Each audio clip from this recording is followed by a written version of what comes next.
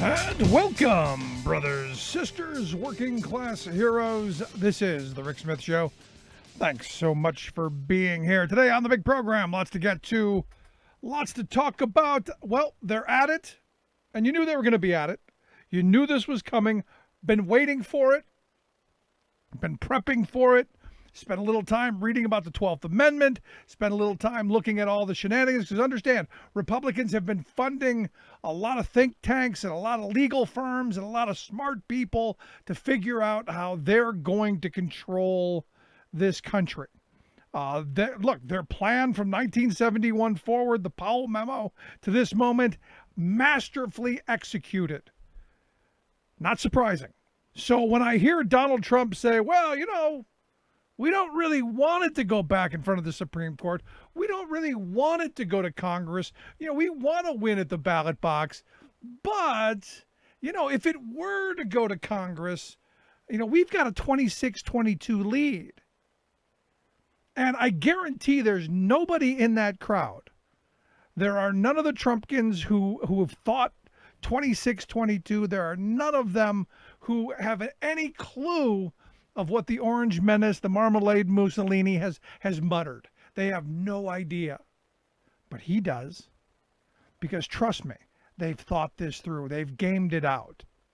And they've been gaming this stuff out for a while, waiting for the perfect moment when they could actually again steal another election. Only this time, use a different device. They're doing what they did in 2000 down in Florida. You know that's coming. Only, as Greg Palast said yesterday, it's not going to be the Brooks Brother riot that it was. It's going to be the Boogaloo Boys, the Proud Boys, or whatever white nationalist nitwits are going to show up with their costumes and their guns and everything. And they're going to cause real chaos.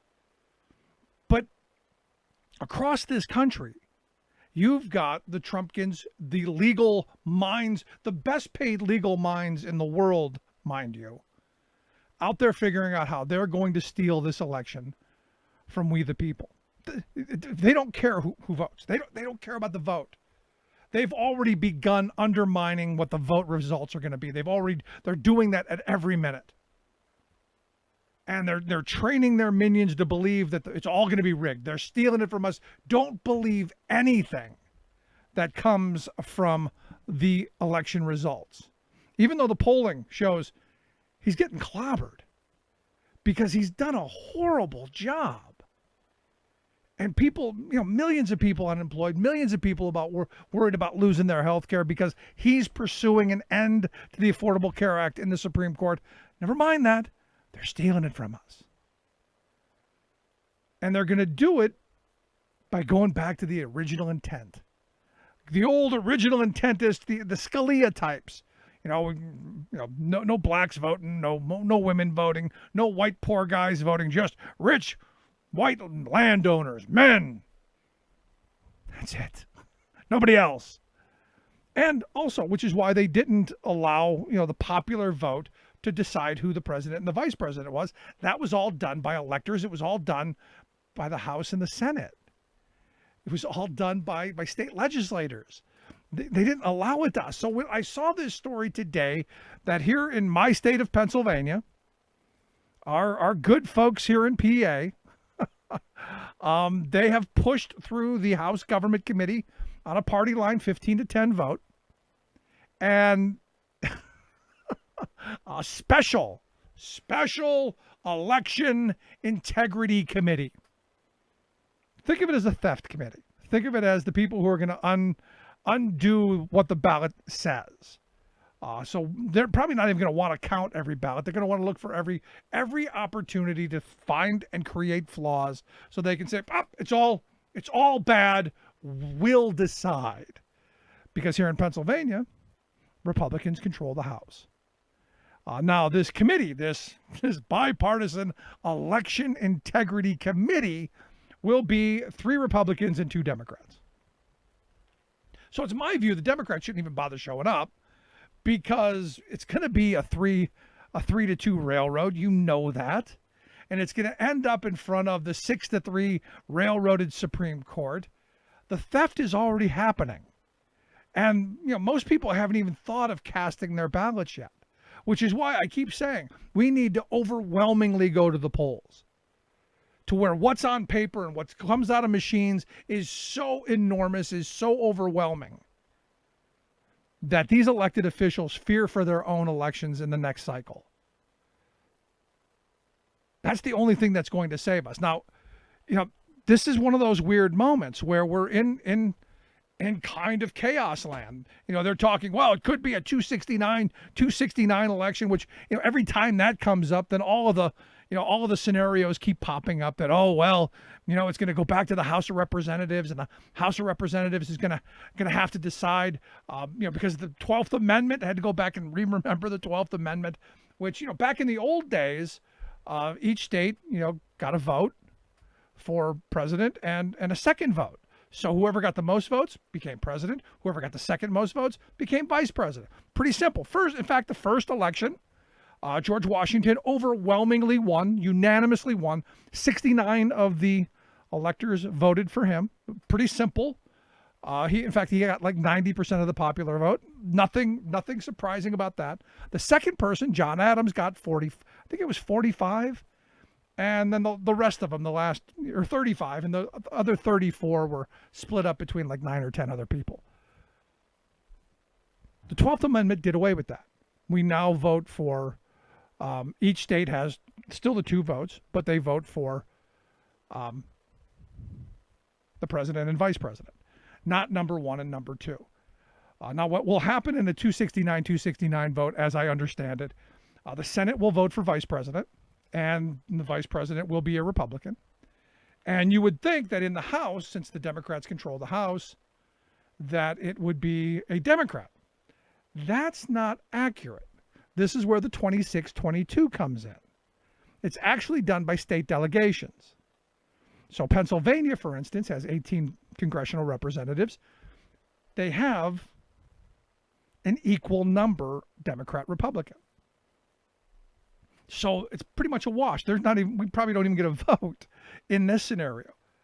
But let's say Alaska, that has 1 Republican representative, that's 1 Republican vote.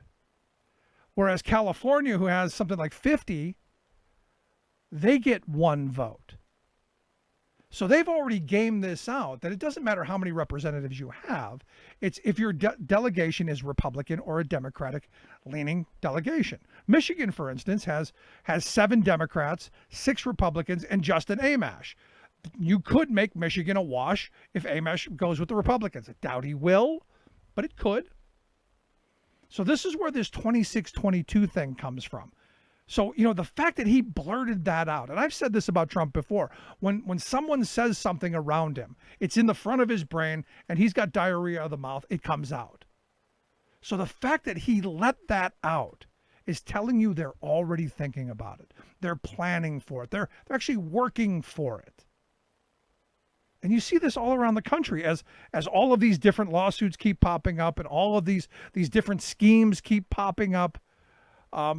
Like I said, here in Pennsylvania, you knew this was going to happen. In South Carolina, they're going to the Supreme Court as we speak to mandate they return the signature witness on the ballot.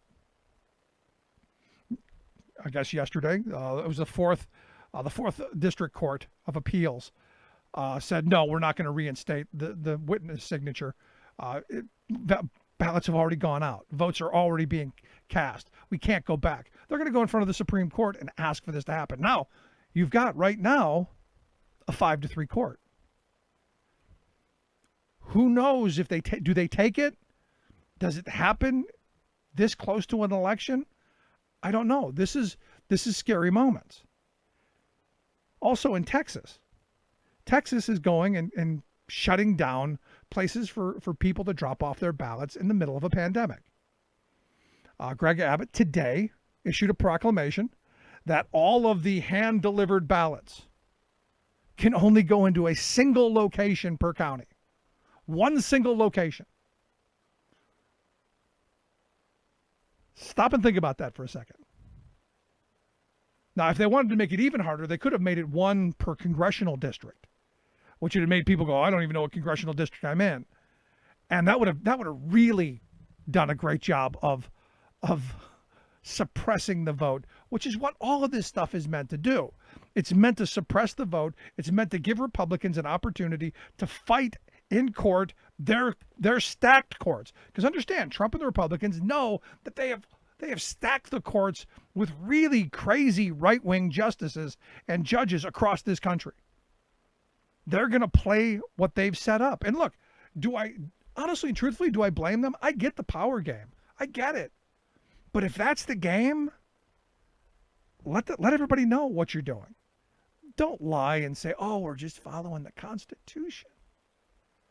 Don't lie and say, oh, we're just protecting the integrity of the ballots.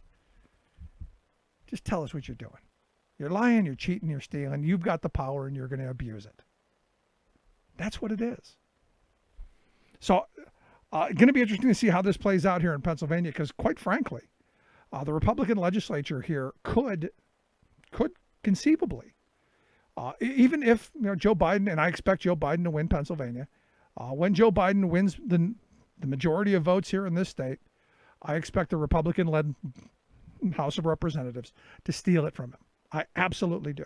And that means, what are we going to do about it? In that, and we've been talking about this for a while, in those days after the election, after November 3rd, because I don't expect it to be called. Hoping the in-person ballots are way off the charts because they're going to fight as hard as they can. And it's going to get ugly. Speaking of getting ugly, evidently still no deal on the stimulus. No help for states, no help for the airline industry, no help for workers, nothing as of right now. Now, as I understand, tomorrow the House Democrats are going to move forward and push a $2.2 trillion relief bill. The Senate Republicans say we're not giving anything over a trillion. The White House has countered, I guess, with a $1.6 trillion offer because they want the deal, because they need it. Mitch McConnell and the Republicans know, and you got to wonder if they already know the rig is in. If they know, because you look at some of the polling in some of these Senate races, it's not looking good. Not looking good for the GOP. But this is one of those moments where you have to ask, what are our representatives doing to help us? There's a lot of pain and suffering out there, and they're doing nothing. Now, there's a bipartisan coalition, a new caucus, the Bipartisan Problem Solvers Caucus. They have come forth with a $2 trillion coronavirus bill. They, some testing money for testing and for healthcare, about $100 billion for the COVID stuff. Some direct money for individuals and families because the layoffs are coming in huge numbers, and it's only going to get worse in the coming months. There's $120 billion to enhance unemployment benefits. There's $290 billion for small businesses. There's money for childcare. There's $500 billion for state and local governments to be able to function as state tax revenues and local revenues continue to plummet. There's also some money for election security because heaven knows we need it because, well, the thieves are in the den and they're in the courtrooms. And also there's some money in there for the Postal Service and to do some other stuff, broadband expansion and agricultural stuff, some investments. One of the things I'm not thrilled about is they're talking about liability protections. I want to see what the details of those are. I am not in favor of blanket immunity for employers if workers get sick. Sorry, not going to happen. Now, sad reality, October 1st has come, soon gone. That means the airline industry is free now to go and lay people off like crazy. In fact, American Airlines said that on Thursday they are going to begin, that would be today, they're going to begin laying off some 19,000 employees. United Airlines last month warned that they were going to lay off 16,000. Spirit Air going to dump 1,000 out of Florida. And then you go down, Delta saying that they're planning layoffs at some point, maybe not until after November 1st. And then you get everywhere else. We saw last week it was Disney. We're seeing Allstate going to lay off about 8% of their workforce. Shell's laying off a bunch of people. Ralph Lauren. Go down the list. Even the defense contractor Raytheon is dumping 15,000 workers. And you keep going. And look, I can go on. I got a whole list of thousands, tens of thousands. and we can't get Congress to do anything. And look, in 2009, I was talking about going to the German model of ensuring that nobody loses their job, that they stay attached to the workplace, that they stay attached to their benefits, and there be a program to help folks, trim the number of hours they work, some subsidies for companies to keep their employees on the books, and to have the program in place so that folks stay attached to the workplace and still collect about the same of what they were making if they were working full-time. Keeping the economy afloat, because this is all about making sure the economy doesn't completely crater. Because guess what? The CARES Act did exactly what it was supposed to do. It kept us out of a depression. If we don't get something now, moving forward, when the next wave hits, we're seriously going to crater into a depression.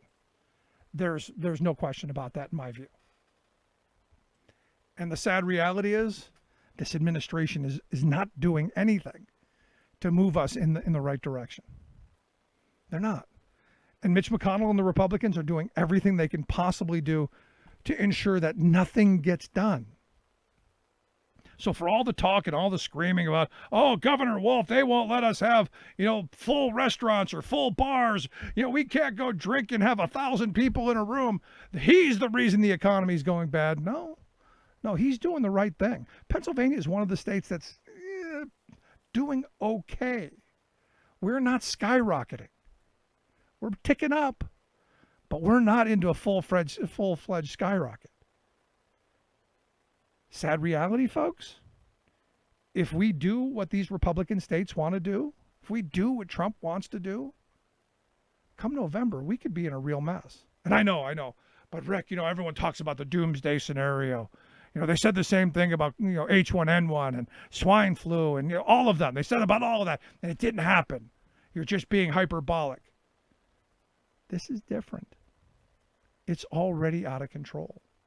Those other ones, we somewhat had a control on. We were contact tracing the entire time. Now, not so much. And the sad reality is millions of people are going to struggle because of this. And our economy is going to struggle because of this. Anyway, got lots to get to today, lots to talk about. Going to take a quick break. When we come back, Joe Walsh, former congressman and presidential candidate, is going to be here to share some thoughts on the big debate and much more. Right back after this. Then workers standing up, and the union gives a voice to win. On the Rick Smith Show. I'm Rick Smith, and this is Labor History in 2. On this day in labor history, the year was 1947. That was the day workers at the International Harvester plant in Louisville, Kentucky had enough. They had just rejected a pay scale lower than that of harvester workers elsewhere. In her recent article for Leo Weekly, historian Tony Gilpin refers to the lower pay as the Southern Differential. Harvester workers walked off the job in a 40-day strike. Black and white Louisville workers were united in a rare form of solidarity. International Harvester had a long labor-hating history. Its forerunner had been the McCormick Reaper Works, the site that sparked the 1886 Haymarket incident in Chicago. Harvester had been able to keep the unions out until the farm equipment workers of the CIO finally organized there in 1941. And the FE followed Harvester as they attempted to escape to the union-free South. The FE successfully organized the new Louisville plant just 2 months before the strike. Workers learned quickly that they were paid much less making the same equipment as their brothers in Chicago, Indianapolis, and elsewhere. Gilpin adds that the FE literature forthrightly stated, quote, once the Negro and white workers were united, the low-wage system of the South would collapse. Workers pressed for their demands and appealed to area farmers for support. They stressed that farmers would not pay less for equipment, simply because local workers were paid less. Black and white workers picketed together, ate together, and planned their strike together at their new union hall. Harvester initially tried to red bait FE leaders. When that failed, the company was forced to grant steep wage increases. Gilpin cites FE News, which reported, quote, 2 smashing victories in hand. One over International Harvester, the other over the Mason-Dixon low wage line. Like what you hear? Check out more at laborhistoryin2.com. Welcome back to the Rick Smith Show. Now, here is Rick Smith. So my favorite tweet today, Trump tweeted out, "Why would I allow the debate commission to change the rules for the second and third debate when I easily won last time?" My favorite part of that, and you could chuckle at the "I easily won last time" because I don't think he won. The first part, why would I allow? I mean, that to me, that's the mindset that scares the hell out of me. Is that this I'm a dictator. Why would I allow this to happen? I'm totally in control. I guess it speaks, for me, it speaks volumes. Anyway, here to share some thoughts on the big debate, or I don't want to call it a debate. I'll call it the Trump tantrum. I don't, because I can't use the S word. I've asked Joe Walsh to come talk with us, former congressman, former presidential candidate, and one of my favorite guys on the other side of the aisle. Joe, thanks for taking time for us. Always good, my friend, to be with you. So am I taking this too literal? This, why would I allow the debate commission to change the rules to rein me in? You know, am I taking that wrong? No, you're taking it spot on. And look, I'm always asked by conservatives why I so oppose Donald Trump. And the reason I oppose him is because I do believe he is a dictator. I do believe he is a fascist. He's an authoritarian. So your impulse is right. That kind of stuff scares the hell out of me. Yeah, absolutely. So let's get to the big debate. Lots of verbiage all over the place.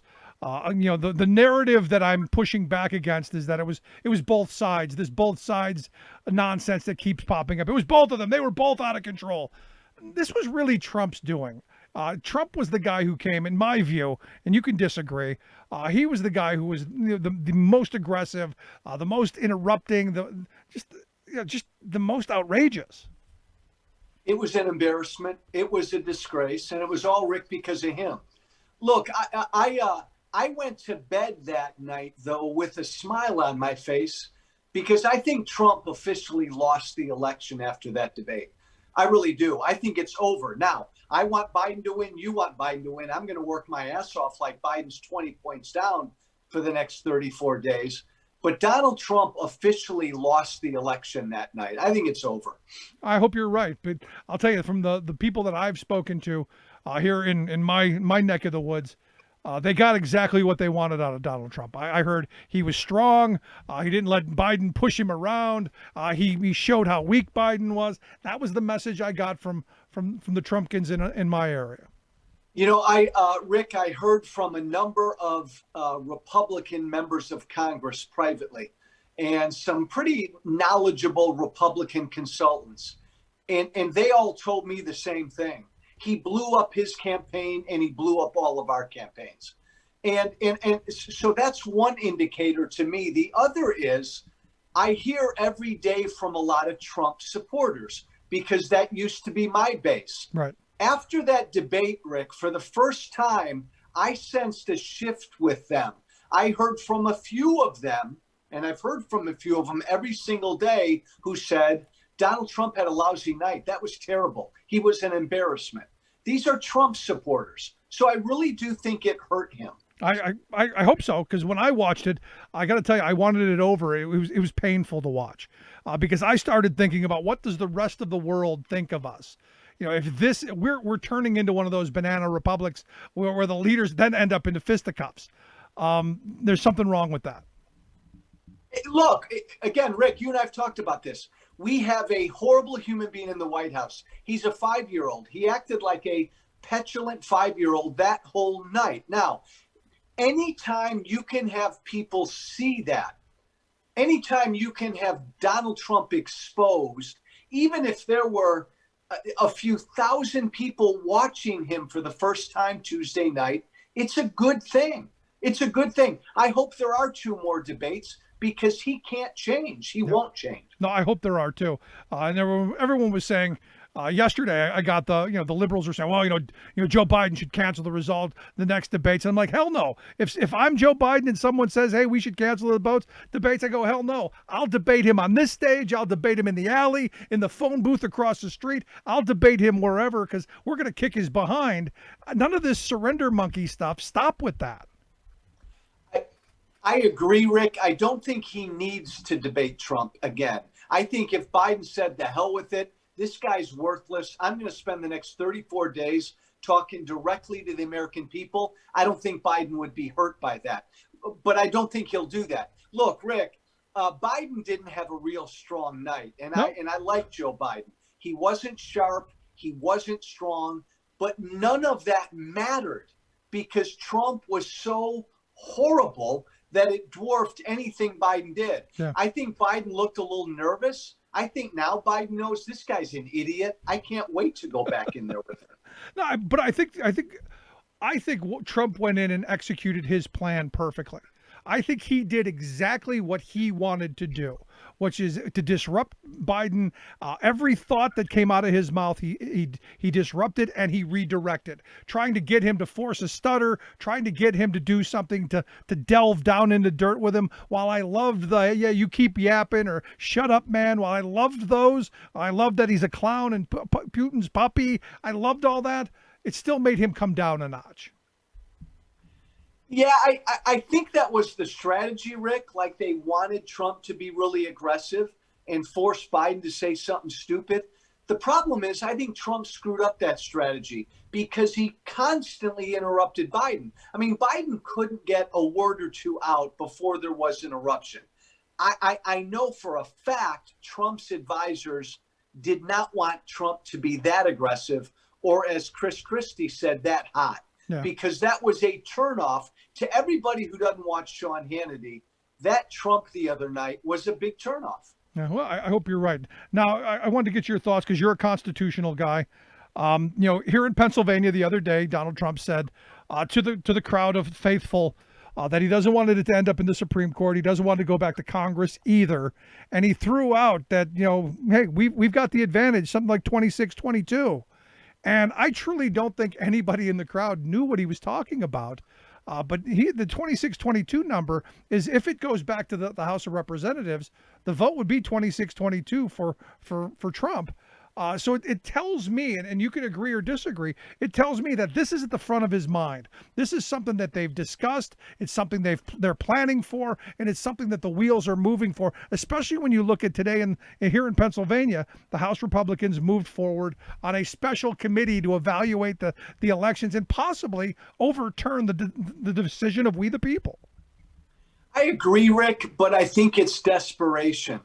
I think Trump knows he's going to lose. I mean, he's stupid, but I think he knows he's going to lose. And his MO, Rick, this is his MO for his whole life. He does something, he screws something up, and he just cuts and runs. And I think that's what he's laying the table for right now. He knows he's going to lose, so he's trying to have other people to blame. He's going to blame people like you. He's going to blame the fake news. He's going to blame mail-in votes. He's going to blame voter fraud. He's setting the table to have an excuse for after he loses. Now, it's worse than that, though, because he's delegitimizing our election. And, Rick, I truly do believe he is purposely inciting his supporters to get violent. Oh, of course That's he is. What's scary. No, of course he is. Yesterday we talked with Greg Palast, and he was saying, look, if you think 2000 and the Brooks Brother riot was bad, and Roger Stone and his whole clan going down there stopping the count, by banging on windows and slamming doors. Wait till the Boogaloo Boys or the Proud Boys go in their full military garb and start burning stuff down. He'll tell them, Rick. He'll tell them to stand by. They'll be fine. He'll tell them to stand by. But no. Look, this is you and I. You and I are about the same age. We've never had this in our lifetimes. I've disagreed with presidents, Obama, Clinton. Barack Obama would never even think about undermining an American election.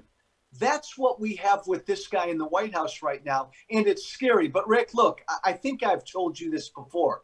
I think you're going to go to bed on November 3rd. You're going to know who won. You're going to know Biden won. I think Biden's going to blow him out, and I think we're going to know a lot earlier than people think. I sure hope so, because the last thing I want to see is this long drawn out, counting every ballot, checking every signature, lawsuits at every angle. I'm hoping that people get out in mass numbers. The 100 million people who didn't bother voting in 2016, I'm hoping they've registered and they go vote, because this pain and this misery is at some point got to stop. Because look, we've got real problems. We've still got this pandemic we're dealing with. There are millions of people who've lost their job and more who are going to be losing jobs. There's infrastructure that needs to be rebuilt. I mean, there's just so much, and we're focused on a temper tantrum. Rick, I want to come on your show next March, and I want you and I to be talking about healthcare or infrastructure, and maybe having a nice, friendly argument and a fight. We're not. You're right. We're not going to get to issues until Trump is gone. But I'll tell you what, Donald Trump raised his right hand and was sworn in January of 17, Rick. And in every single election since then, resistance to Trump, the turnout has been through the roof. I think we're going to see turnout against Trump this November like we've never seen before. Well, I said on Inauguration Day, as you're talking about, I said Trump will be the great uniter. Sadly, Yes. and I said this then. I said he's going to unite the country against him. And I guess I don't think I needed my crystal ball, and I'm not clairvoyant.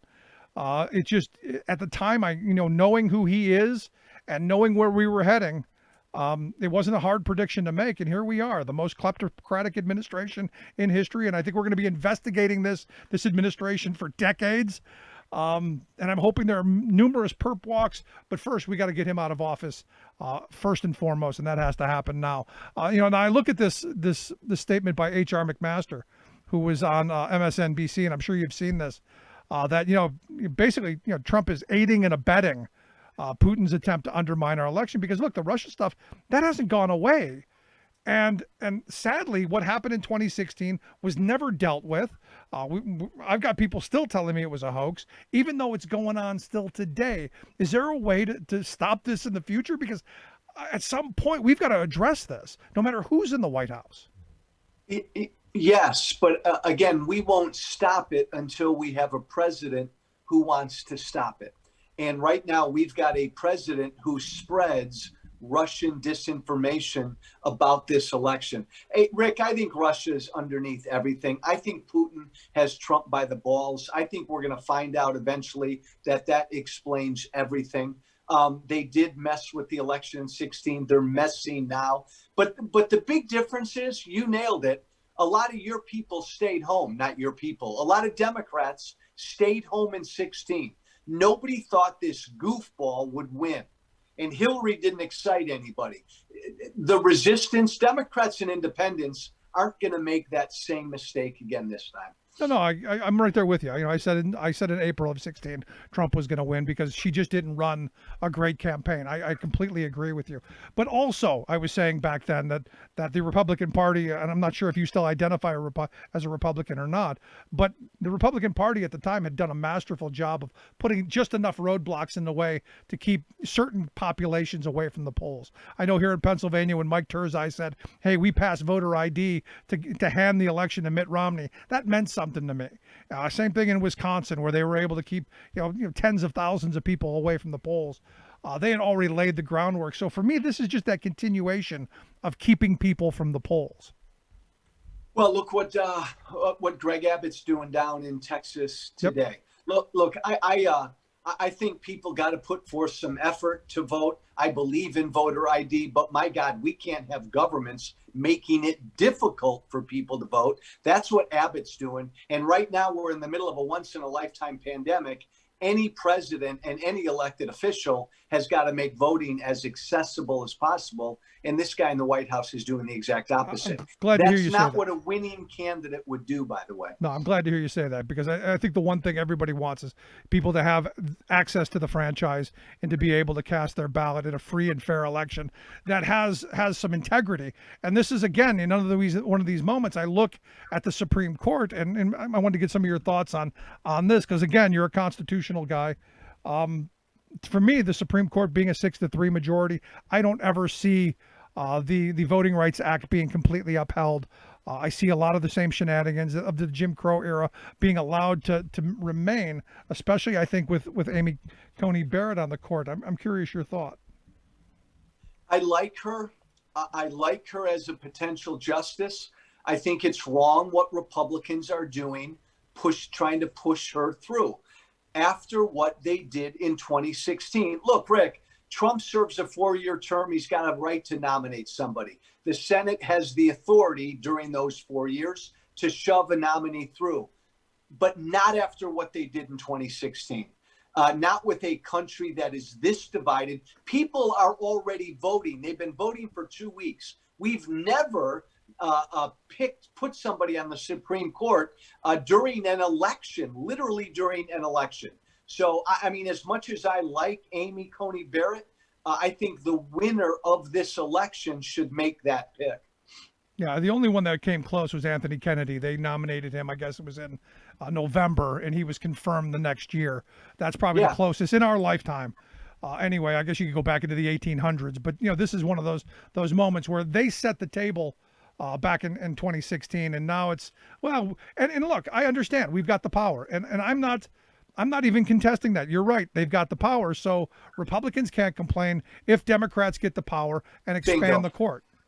Bingo. Because, Rick, that's every bit as constitutional as what the Republicans are doing now. And I tell all of my former friends, all of the Republicans I speak with, if you're behind what McConnell's doing now, then Schumer and the Democrats have a right in January, if they're in charge, to get rid of the filibuster, to increase the size of the court, to statehood for Puerto Rico and D.C., they can do whatever they want.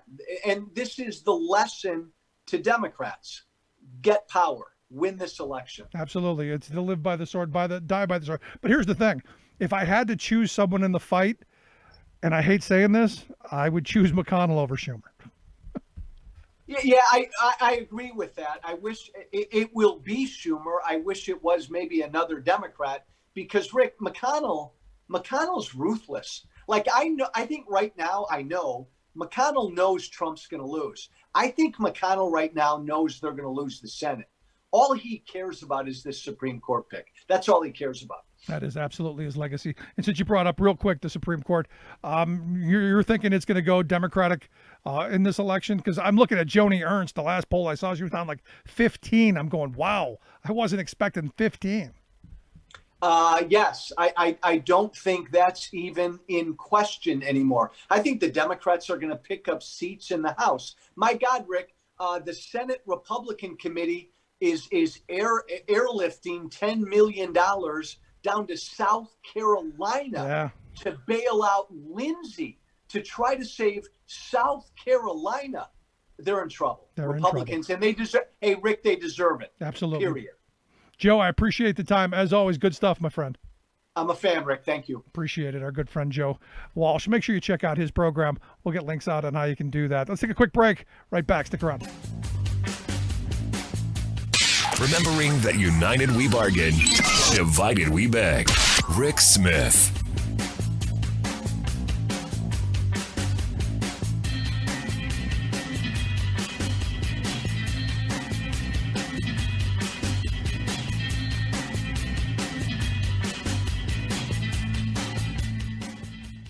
I'm Rick Smith, and this is Labor History in 2. On this day in labor history, the year was 1851. That was the day that William Henry, a black cooper or barrel maker who went by the name of Jerry, was arrested in Syracuse, New York. He was first told that he was being arrested for theft, but then he learned that federal marshals had arrested him for violating the Fugitive Slave Act passed the year before. Jerry had escaped slavery in Missouri. The Anti-Slavery Liberty Party was holding its convention in a nearby church. When word came about Jerry's arrest, a crowd rushed to release him. Once released, he was quickly recaptured and returned to custody. But then a large crowd, numbering more than 2,000, gathered to free Jerry from the office where he was being held. According to research done by the Syracuse University Library, the first person into the office was J.M. Clapp, an ironworker likely chosen for his brawn. The crowd was able to free Jerry and hide him until he could escape into Canada.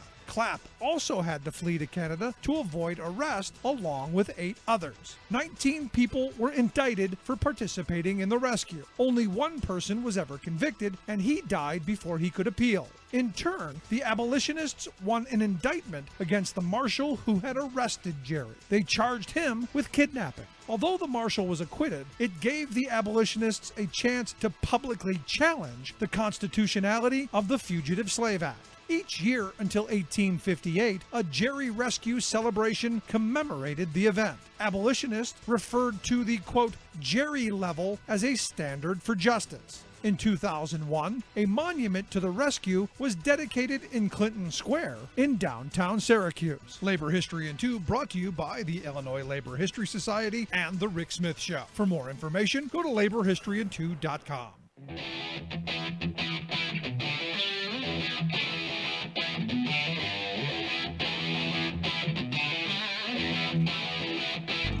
Welcome back to the Rick Smith Show. Now, here is Rick Smith. So I got to tell you, I spent a couple of days watching the miniseries, The Comey Rule, which was fantastic. I mean, the actors in this thing were phenomenal. Jeff Daniels, I love anyway, but the guy who played Trump was just absolutely incredible. But if you don't have Showtime, rent it for the month, get the free 7-day trial, but see this miniseries. It is phenomenal. I got to tell you, though, as I was watching it, I was still kind of hoping the end was going to change. Anyway, here to share some thoughts on this great miniseries, I've got the writer and director of The Comey Rule, Billy Ray, here on the line. Billy, thanks for taking time for us. Oh, thanks for having me. It's a pleasure. I got to tell you, I'm watching this incredible series you've got, and it's fabulous. I got to give you credit.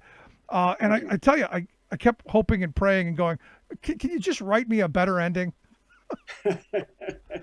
Well, the American people can write that ending on November 3rd, but I couldn't do it. Excellent point. Now, as I'm watching through it, I couldn't help but think that, had Comey just listened to his wife, we wouldn't be in this problem. If men just listened to their wives, we wouldn't have half the problems we have. Well, I was tempted to feel that way myself, and I actually told Comey that that's how I felt the first time I ever spoke to him. I told him flat out that I thought he had thrown the election to Trump, without meaning to. But as I researched more and learned more, no less than James Clapper himself, who was the director of national intelligence and would know, said that the deciding factor in that election in 2016 was the interference of the Russians. Oh, of course. And I absolutely agree with that. But the damn emails are all over the place. Now, in this series, I tell you, before I watched it, I was in the F. Comey camp. Hated Comey. I was in the you good for nothing. How could you do this to the country? And I got to tell you, after watching it, I felt more sympathetic. I'm still angry with him, but a little more sympathetic. Did you plan on making him the sympathetic kind of good guy character that he's kind of come out of this looking like? No, I just planned on telling his story and letting people make up their own mind. I'm not going to tell people how to feel on something that's this personal for so many Americans. My feeling was everybody thought they knew what happened in 2016, but what they thought they knew was based on the lens they were looking through. If you were watching the election of 2016 through Fox News or Sinclair Radio, you had a very different experience than if you were watching MSNBC or CNN. So my feeling was, let's go inside the rooms that no one has access to and show what actually happened at the FBI and the DOJ and the White House, and then make up your own mind. Yeah. And my suggestion to the audience is, okay, you be Jim Comey for 5 minutes. Here are the facts on the ground. Here are the pressures. Here are the constraints. Here are the political, the political realities. What would you do? And that's not an apology for Comey. It's just an exploration of the process by which they made those decisions. And it was a pure process. No, and it's an excellent point because, as I was watching it, that was one of the things that I sat back and go, take my personal views out of it and, what I had hoped would come out of it and take my views on Trump out of it.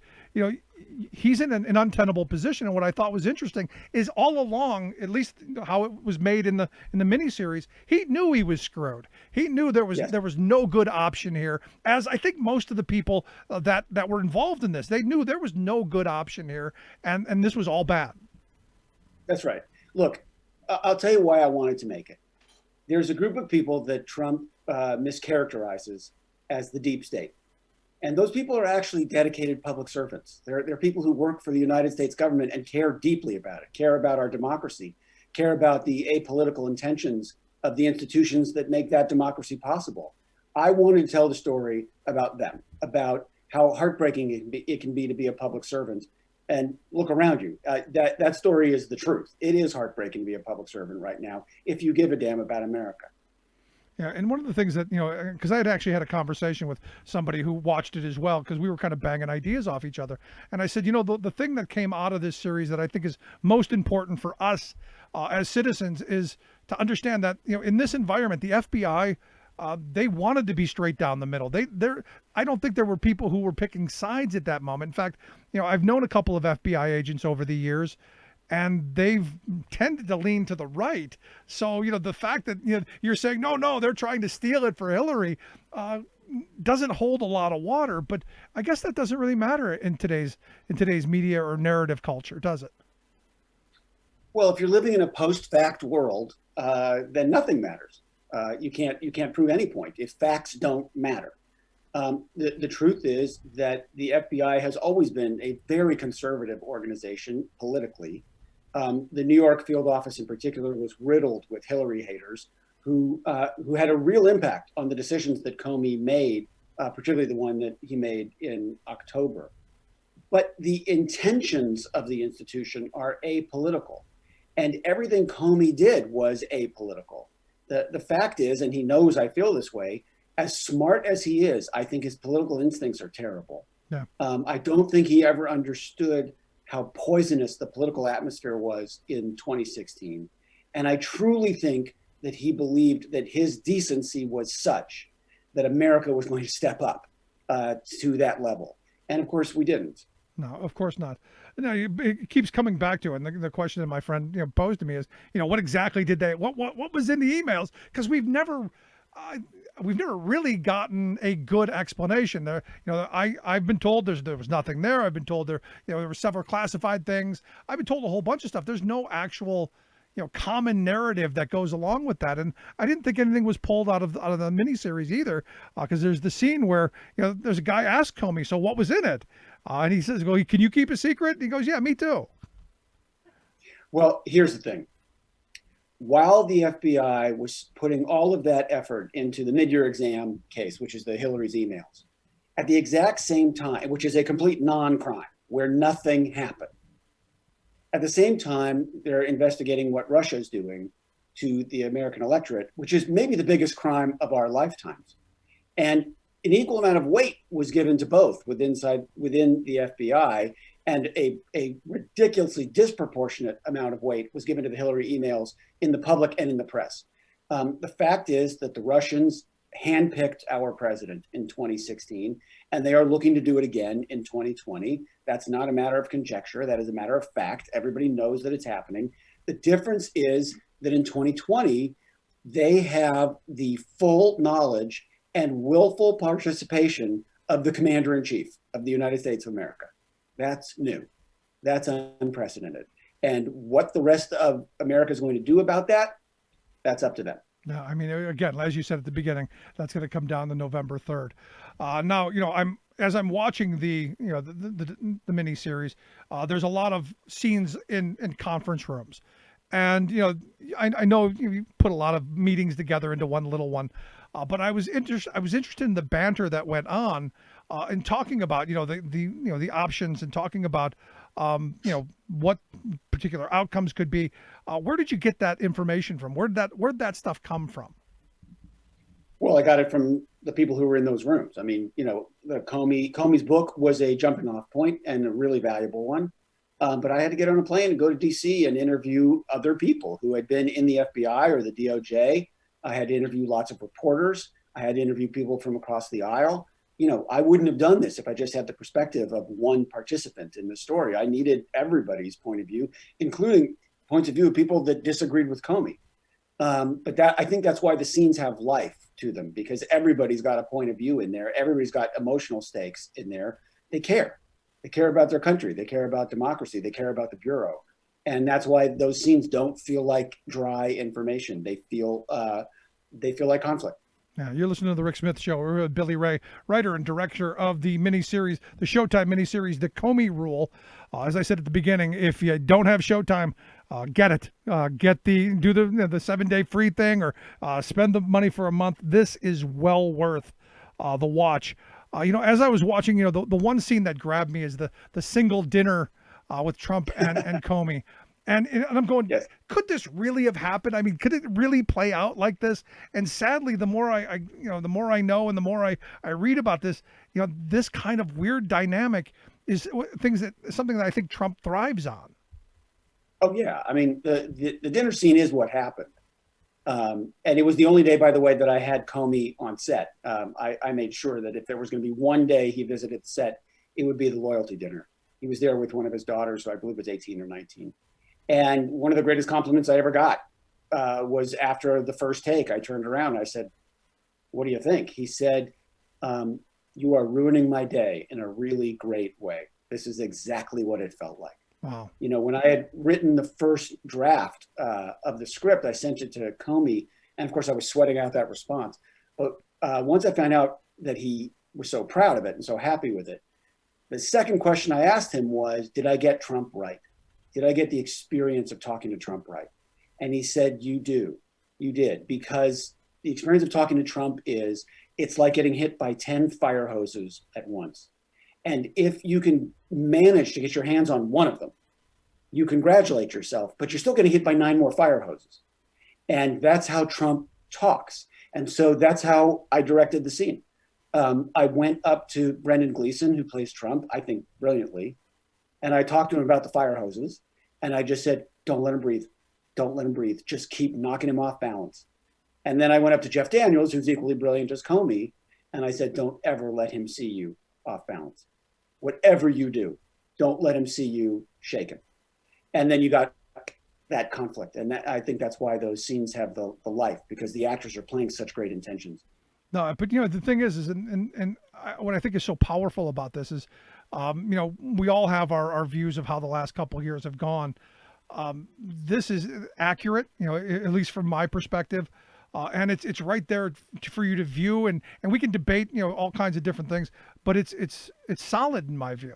And the acting was fantastic. I mean, the people you got were amazing. And I guess we could go into how did you get such an all-star cast? But well, look, here's the thing. By the way, do you have Trump supporters that listen to or watch your show? Oh yeah. Okay, good. Well, I want to talk to them. We were doing a first draft of history. We were doing the first dramatic interpretation of Donald Trump ever. And that brings with it a great deal of responsibility, I felt. I love Alec Baldwin. I think those sketches are really funny, but we weren't doing a sketch. We were doing a dramatic interpretation of Trump. And maybe it'll be the only one ever, because after what Brendan Gleeson just did, what actor's going to want to take it on? I mean, he set the bar pretty high. But what that meant to me was we had to play fair. We had to make sure that his hair wasn't cartoonish. We had to make sure that his makeup wasn't cartoonish, although Trump's sometimes is. We had to make sure that the suits fit better than Trump's suits actually do. We weren't going to do a joke voice with him. And I wasn't going to write him ridiculous dialogue. We were going to play him as he actually is and let his actions define him. I think ultimately we are what we do. And what I wanted to do was to present to America, but especially to Americans who had voted for Trump, this is the guy. This is who you chose to lead you. It's up to you what you think of him and his behavior. Yeah. But we are not going to stack the deck. We're going to let you make up your own mind, and that was the intention. No, I think you succeeded there. I mean, there were a couple of scenes that caught my attention, and the one he's rambling on about how there was a bombing of a school, and he was talking to the king, and he was actually talking about the wrong country, and then he was corrected, and then immediately turned vicious. And every story I've ever heard about Trump it is that quick. That you're his buddy, we're best friends, and all of a sudden, flip of a switch, you're the Antichrist, you're the enemy, you're a loser. Well, here's the thing. He loves to go after Jim Comey in the public square. But one thing is really clear and provable. James Comey has never told a lie in the public square. He's never said anything in any interview or under oath that is untrue or is even shaky. Not once. Donald Trump's told 25,000 lies. Yeah, at least. That is the nature of his character. That is how he governs. So when I was faced with a scene like that scene, where I have Comey's recollections, which were memorialized right after the meeting took place, what I had to ask myself was, have I ever seen anything in Donald Trump's public behavior that contradicts what Comey is asserting here? And the answer was no. Everything that Donald Trump does in public comports perfectly with what Comey said he did in those meetings. And I think that's why those scenes feel so real. Yeah. And as I said, one of the things that caught me is, the dynamic of his family and how it affected his family. It's just one of those things. Will there be a sequel to this, or will there be a follow-up series? I know we're writing it. I know history is writing. November 3rd is going to be part of it. But a follow-up of where Comey's been, what he's done, how this has affected the family after the fact. Any of that? That would strike me as pretty unlikely. I don't think, I think there's a real possibility that there will be more of the Trump story to tell. And I'd be game for that. This is the best response to anything I've ever worked on in my entire career. No, it's great. I mean, it's going to sound like I'm flexing and I don't mean to, but the fact is that for Showtime, this was the biggest debut of a limited series they've ever had. They're really happy. I'm really happy. No, your ratings are great. It's got to piss Trump off. The ratings are great. And I know that's something that's meaningful to the president. But, for me, just anecdotally, the way people are reaching out to me, both privately and in public, I've never had people come up to me and thank me for work before. But I'm getting thousands of thank yous for this, which tells me that we hit a nerve, that our air date was the right date, and that America is hungry to learn more about what actually is happening in its own government. And, that was part of the attempt. No, and you did an excellent job. And look, you're the guy who was part of the Hunger Games. So to say that, this is right up there or surpasses that, I think is pretty important. Last question I've got for you, because you're the guy who wrote and directed this. If Trump wins on November 3rd, any concern that you could be, gone? Look, I've made a lot of movies about my country before. This is the first time I ever made a movie for my country. That brings with it a certain amount of risk, I suppose.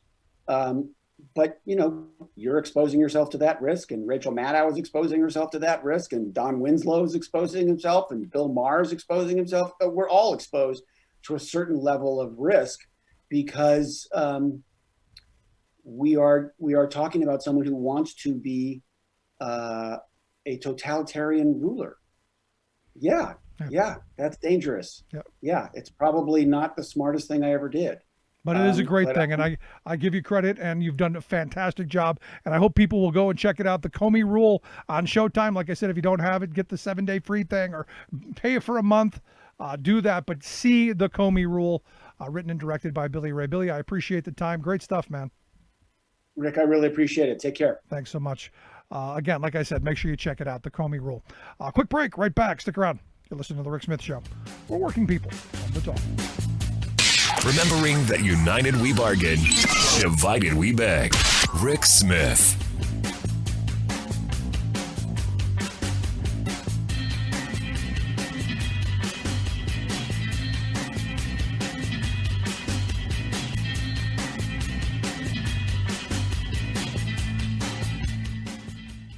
I'm Rick Smith, and this is Labor History in 2. On this day in labor history, the year was 1991. That was the day that the Pattern Makers League of North America merged with the International Association of Machinists and Aerospace Workers. Have you ever heard of the Pattern Makers Union? The Pattern Makers can trace their history all the way back to 1877, where 13 men met in Philadelphia to form their union. Highly skilled craftsmen, the Pattern Makers created molds and models. These cast molds were an essential step in the industrial manufacturing process. The earliest cause of the Pattern Makers was the 9-hour workday. Over the years, the Pattern Makers fought for the health and safety of their workers in an ever-changing industry. Like many industrial workers, ebbs and flows in the economy hit their union hard. Their membership peaked during productive industrial times, including during World War II. The pattern makers issued a lively bi-monthly journal. The journal related the news of their union, but also reported on major legal decisions and events impacting the national labor movement. Also in the pages of the journal, the pattern makers related their efforts to support other workers in metal trades. By 1959, the pattern makers had more than 15,000 members. During the 1960 space race, it was the pattern makers who played an important role. Their molds and models were an essential step in building spacecraft and other aeronautical equipment. But in the 1970s, the pattern makers' numbers began to decline. Finally, they decided, as many unions have, to merge with another union. There are many untold stories of unions whose work kept the great machine of American industry running. Labor History in 2 brought to you by the Illinois Labor History Society and The Rick Smith Show. For more information, go to laborhistoryin2.com, like us on Facebook, and follow us on the Twitters at Labor History in 2. Amazingly, America has become a nation of socialists, asking in dismay, where's the government? These are not born-again Bernie Sanders activists, but everyday people of all political stripes, including previously apolitical multitudes who are now clamoring for big government intervention in their lives. Nothing like a spreading coronavirus pandemic to bring home the need that all of us have, both as individuals and as a society, for an adequately funded, fully functioning, competent government capable of serving all. Instead, in our moment of critical national need, Trump's government has been a rickety medicine show run by a small-minded flimflammer peddling laissez-faire land snake oil. We have it totally under control, Trump pompously declared after the first U.S. case was confirmed in January. For weeks, as the pandemic spread out of control, he did nothing.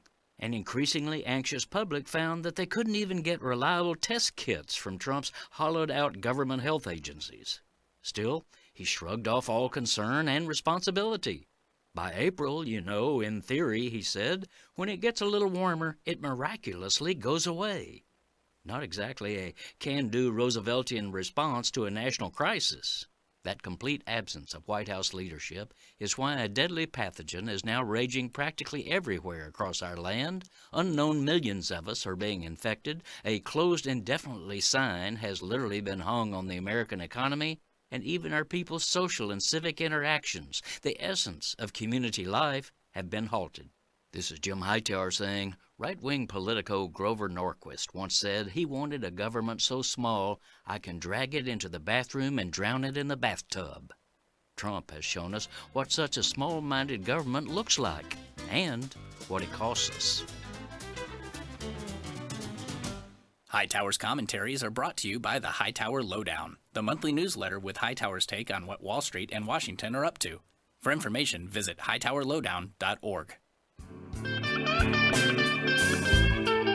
Welcome back to the Rick Smith Show. Now, here is Rick Smith. So as we've been spending a little time talking about the dumpster fire inside the train wreck that fell off the cliff into the molten lava without a bottom, we now find out that the Dilbert creator, he's angry. He feels that Trump personally abused him. I'm going, but you didn't get that before? Anyway, here to share some thoughts on the big debate, or it's not really a debate, the shouting fest, the temper tantrum, whatever you want to call it. Our good friend, Raw Story reporter Sarah Burra. Sarah, thanks for taking time for us. Hey, thanks for having me again. Yep. I feel like I've seen you almost every day this week. We just did this. So the Dilbert guy's all mad. Yeah, this is a guy who spent a whole lot of time justifying the Charlottesville stuff and all of the comments that Trump made about it. And then he was really surprised that Trump could not answer with a definitive yes or no that he would disavow white supremacists. I'm not surprised. I don't know why anybody at this point is surprised, but whatever. I saw this story and I'm going, Dilbert, come on. Have half a brain. I know. I've read the cartoon, but still, I mean, the rest of us get it. Yeah, and this guy has spent a whole lot of time justifying and promoting Donald Trump, which is one of the things he talks about in the video, is that he has lost a whole lot of money, and because of his support for Donald Trump, which, of course, why are you not surprised? There was a thing I actually just tweeted a couple of minutes ago that about how, a lot of people will wear MAGA hats or Trump shirts because they're like, yeah, I really like what he did with the VA, or I really like what he did with this. But for a lot of us, that represents white supremacy. That represents anti-LGBT equality. That represents racism and sexism and a lot of things that feel like a personal attack. And that's why it's not just politics to a lot of people. And I feel like he never really understood that. Yeah. Do you really believe they wear those hats because they believe there's a policy that Trump moved forward on? I got to tell you, I don't know any of those people. I know people who will right out blatantly tell you that they wear it to piss off the libtards. Yes. I have an uncle, one of the family members that I have not managed to change. I'm still working. I still got a month left. But he still is on Team Trump, and I think he just wears the hat to piss me off. But I mean, like, I don't get pissed off by stuff like that. Right. I get pissed off by, like, physical representations of racism in the streets and my president being a complete asshat. So, a hat doesn't do it for me. It's really the person underneath it and what their behavior is that does it for me. But here again, it's it's another one of those symbols that, like you said, it symbolizes the hatred and down the list, much like the Confederate flag. I mean, I know people who they have no idea what the history of the flag is. They just know it Right. irritates people. So that's the reason they've got it. And look, I've met the people who are honest about that. They go, look, I just like ticking people off. Yeah, which, these are the same people that are online trolls. Spend a lot of time in the QAnon and other random ass weird message boards from the 90s. And I've read a couple of stories about trolls. There were a couple of people who did psychological profiles on trolls. It's very interesting to me. Like, what is it in your life that makes you want people to hate you? Is it because you feel like there's something wrong with you and that you feel like other people should hate you? Like, what is this really about? So every time I get trolled, I just kind of like deep dive through their social, and I'm like, what's going on in your life? Who are you? Wow, you give them a lot more thought. I just go, I don't care. Troll somewhere else. I know. I'm not right? feeding the trolls. You're stuffed enough already. Fair point. Ever since I changed my profile picture in the bathing suit, I don't get trolled anymore. Now I just get sexually harassed. Okay, well, that's part of it, right? Well, I think a lot of, older, angry dudes come to my page and they're like, oh, I hate this boobs. I think that's what I assume happens. You're probably right. Maybe that's how we bring the country back together. Everybody who has boobs should just fly them high for all of the white guys who can't handle the politics. It would definitely distract them from Fox News. Yeah, well, I mean, but isn't that what I'm not going to go there. I'm not going to go there. They're all a bunch of boobs. But yeah, I didn't say that. But here's the thing. I go back to the debate. Speaking of boobs, or at least the boob, I saw nothing positive that came out of the election, out of that debate, other than hopefully there are some people that realized the guy who's in the Oval Office isn't that bright, and he's prone to temper tantrums. Yeah, I think that's probably the scariest thing that came out of it, is that there is no real stable leadership. There's no sense of calm normalcy, and at a time whenever we have a global pandemic happening and some of the like a struggling economy and huge joblessness and all of these things that are happening, don't you just really, really want somebody who has it together? No. Like, is it so much to ask for somebody who can just be like, all right, guys, we got this, we're gonna you do this, you do this, you do this. And instead, Trump is just like, look at me, look at how awesome I am. And give me credit for everything except for the bad stuff. Yeah. I mean, we saw that during the debate. He wanted credit for stuff that he really didn't do. I mean, the economy was moving in that direction with or without him. He heated it up a little bit with the massive tax breaks that he gave to the wealthy people. And in fact, the experts are saying it didn't even really heat it up that much. So we didn't really get a good bang for that enormous buck that we gave away. And ultimately his decision not to take this virus seriously, his decision to punish blue states, his decision to not tell the American people just how dangerous it was, caused the moment that we're in now. That's unrefutable. You cannot deny that that's what's happened. We've got the tapes.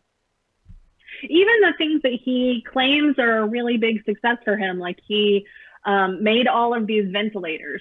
I don't know if you remember, but it took months and months for people to beg him to do the Defense Production Act so that we could have more ventilators. Go back and Google what New York hospitals were doing. They were looking at CPAP machines and how they could retrofit those. They were splitting ventilators into two to be able to do two people at once. I mean, hospitals were doing everything that they could, and he was not coming to our rescue. It was only after things just got so horrible and somebody finally said to him, for the love of God, people need ventilators. He was like, oh, all right, I'll do a defense production thing. And then now he's touting it as like his greatest achievement, and he saved all these people. It's like, no. You had the governor of Maryland had to use his wife's connections to get masks from Korea. I mean, come on.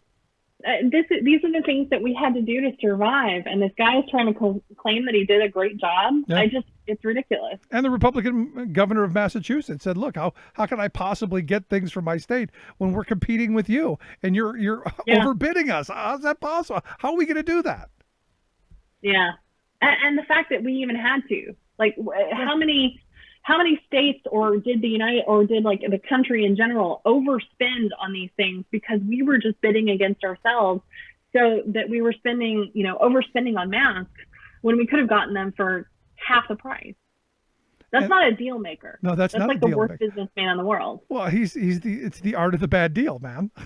Yeah. I mean, he's the master of it. And again, I mean, you look at everything that we know. People have written books on this. There have been tons of studies done on how bad of a businessman he is. And yet I still hear people say how wonderful and how smart and how he's the best and all this stuff. But yet, multiple bankruptcies, and he's in the process of bankrupting the country. Because understand, even without the pandemic, we were still running $1 trillion deficits. We were still running enormous budget deficits, and he was supposed to be tax plan. Yeah. What happened to? We were going to solve the budget problems and pay the debt off. What happened to that? He said he was going to balance the budget his first term in office. Yep. And you just want to laugh, be like, how's that working out for you? No, it's not even something to laugh at, because the reality is we're the ones who are going to get stuck with this mess that he's allowed to happen. And I know the president doesn't do everything, but he made the decision to come out and not tell us the truth. He looked the American people in the eye and he lied to them. He said, oh, it's just like the flu. No, it's not just like the flu. And it's not even that you're a moron. It's that you consciously made that choice because you knew better. You consciously lied to people. You said it was going to disappear in April. Yep. It's not just saying, don't panic, everything's going to be fine, and we got this covered, we're going to figure this out, here's what we're going to do. It was just like, it'll disappear, don't worry about it, I got this, but I'm not going to tell you what I'm doing. Yeah. Now, what was interesting to me is, Biden did get under his skin at one point when he said something about him not being smart, and I thought that was one of those aha. Yeah, and I really, really hope Biden's folks noticed that. And it wasn't even that he said that Trump wasn't smart. He said that something that Trump did wasn't smart. Right. It was like his coronavirus response, his early lackluster response wasn't a smart move. And Trump just went off at Joe Biden, something about his college, some made up thing that the Delaware newspaper had to come out and fact check. And like all this other stuff. And you saw the look on Biden's face, like, what the hell? Where did this come from? And it really was. This is it's something actually his niece Mary Trump talked about, who is a psychologist, and she said it really was an example of him projecting. Just hearing that word, it was like his insecurity was so powerful that it just, his response was, his rage was too much to hold in. Yeah. And he just had to snap back. And that was so fun to watch. I think, if I was Biden, I'd just be memorizing different thesaurus words for smart and just start throwing them in randomly and see if we can get him to just go crazy. Feel like the short circuit and see smoke comes out of the ears. No, I thought it was funny because, in the last hour we talked with Billy Ray, the writer and director of the Comey Rule miniseries over on Showtime. And there's a scene in the movie where, much like that, he's talking to the guy and they're having their buddy kind of conversation. The guy then disagrees with him and, kind of calls him, and immediately he turns, vicious, just like that. Says, "How's your wife feel? How's it feel to be a loser?" And he hangs up on her, and I'm going, we saw this in the debate, right there in front of us. So, it's just one of those moments where this is who he is. It is. And I mean, I know that this is terrible and he's a horrible person, but again, like, I'm just so fascinated by this. And Mary Trump really gives you a glimpse into, her grandfather and the relationship that they had in that family and how dysfunctional it was. And it's so surprising the way that they all grew up and that obviously Trump really is, just a big baby. He's just a very old child, and he's still really fighting for his father to love him. Yeah. And he doesn't really understand it, because he's never had therapy. He's never done any kind of self-reflection or self-work. And so it's very interesting to see, and he's just got to be so miserable to carry that amount of self-doubt and internal hate, and to be acting all of the time, to try and be on all the time so that everybody thinks that you are this big, glorious person. That's just got to be exhausting. Yeah, because for him, it's about ratings, isn't it? Yeah, it is. It's absolutely all about ratings. And it's about trying to portray himself in a way that everyone will love him, because nobody does. So this is one of those moments where you go, then, he is this way, and we know he's this way. How is it that you still have people like Ted Cruz who are still willing to go out and defend him? I mean, I'm sure you saw the thing with him and Chris Cuomo, and I'm just going, how is it that, after all of the horrible things this guy said about you, you're still going to carry his water? Was it Ted Cruz's father who killed Castro, or was that Rubio? Which one was it? It was Kennedy. Kennedy, that's what it was. Yeah. It was Kennedy. It was JFK. Yeah, apparently Ted Cruz, he said Ted Cruz's father killed Kennedy. I think that he got, what's his name, on the Inquirer to do like some fake story about that, about where Ted Cruz's dad was and relation to Dallas, and that he did there was some sort of Cuban thing going on. It's just like, this is so convoluted. Like, this is a really bad conspiracy theory. Like, you guys didn't even try for this one. Yeah, but it's one of those things where why would you then go out and defend him? Especially since, didn't he call Ted Cruz's wife ugly or something? Yeah, like the dude went after his wife. And it's just like, man. And actually Ted Cruz snapped at him because of that. Like I remember him yelling at him saying, leave Heidi alone. And it's just weird. Like, I don't know what he could possibly have on Ted Cruz. I don't know if Ted Cruz probably sees this as a political opportunity. Ted obviously wants to be something more than just a U.S. senator. And Trump put him on the short list for Supreme Court. Obviously that's never going to happen if Trump, gets reelected. Even if he gets reelected, there's not, it'd have to be like Clarence Thomas would die or something for him to be able to appoint somebody. And I don't even think it really would be Ted Cruz. I think I'm it's all just a joke. Are you surprised that they haven't forced Clarence Thomas out? I kind of am. Yeah, I can see that. I mean, I think he's still kind of young enough, and I know that his wife is really involved enough so that I think there are relationships there. So it would make it a little bit more difficult for them to shove him out. So I'm ambivalent on it. It is sort of surprising, but it's 72 not years like old. he's as old as.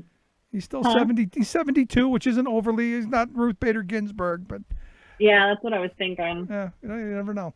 But so let me ask you this, because now the next thing is going to be the VP debate, and a lot of people are kind of looking at Pence to look presidential, which I find kind of comical.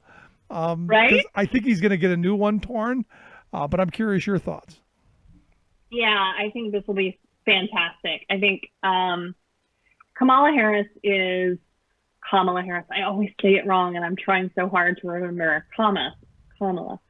But I think she's obviously a brilliant prosecutor and an incredible lawyer, and we have seen her, go to town in those hearings. And it would not surprise me if she, it's kind of like she has that sort of that like mother thing where they can steer you down a direction without really knowing about it, like really understanding it. And I feel like that could really happen with Mike Pence, where she just kind of like slowly shifts him to talking about something that he doesn't really want to talk about. So this isn't a good talking point for him.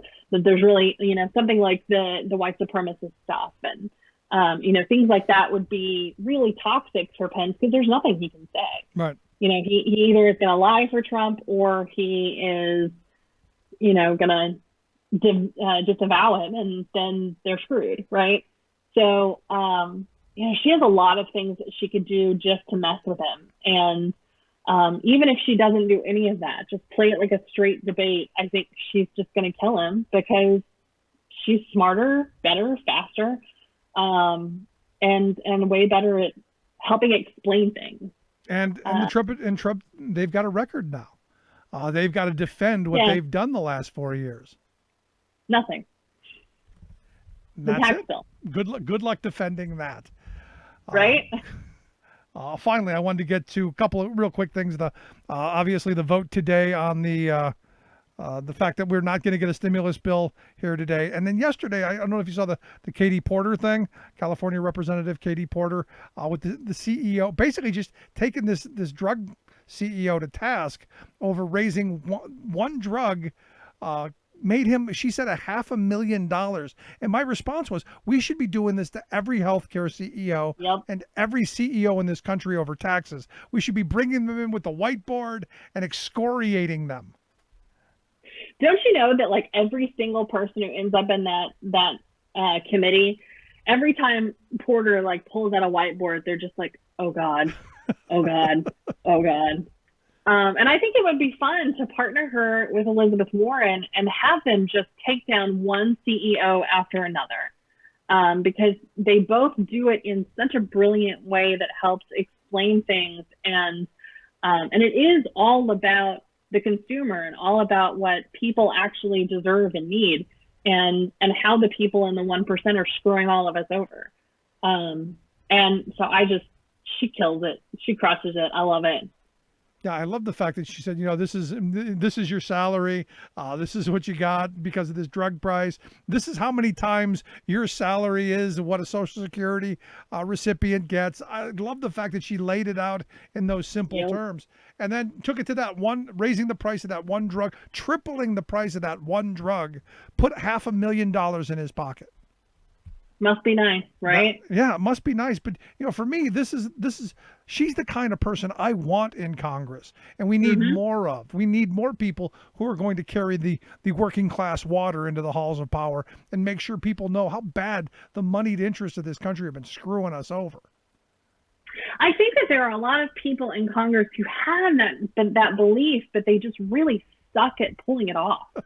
There are a ton of amazing progressives and and people who speak out for workers, Sherrod Brown, AOC, like there are a lot of people, but when it comes to an actual hearing where you can hand it to somebody, that is always going to make such big news, Right. that, you know, I think the whole country sees that stuff. And those are really important things because, you know, that doesn't end up on, you know, some press conference or whatever is not going to end up on everybody's Facebook feeds. But, you know, a congresswoman or a senator handing it to a CEO, that's going to go viral. So it's all about sort of knowing how to do this better, knowing how to pitch these things to the media a lot better. For me, it's the whiteboard. We should hand out whiteboards to every member of Congress. Hey, and I got to say, I don't know if you saw this just a second ago, there was breaking news that the White House is not going to have a nativity scene for Christmas because they couldn't find 3 wise men. So, bang! I thought you were going to give me the breaking news that Hope Hicks has coronavirus. Yes, Hope has COVID, but, you know, and she hung out with the president, so I guess he's going to start taking the hydroxychloroquine and shooting bleach into his veins. again. I'll buy him the bottle if he'll take it. I'll buy him the bleach. I have the color safe in my closet. I'll get him the good stuff. I'll get him the 70% hypo sodium. I forget what it is. Hypochlor. Forget. I'll remember it. I like it. I'll get it. It's the Clorox is like 5% of this compound. I can get the stuff that's like 70%. We'll let him shoot that into his veins. There you go. Anyway, Sarah, as always, good stuff. Appreciate the time. Thank you. Everybody have a good weekend and be safe. Thank you. You too. Our good friend Sarah Burris, Raw Story. Make sure you check out her work over at Raw Story. She does incredible work. Quick break. Right back. Stick around.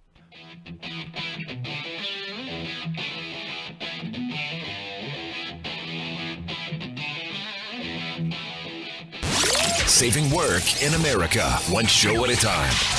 The Rick Smith Show.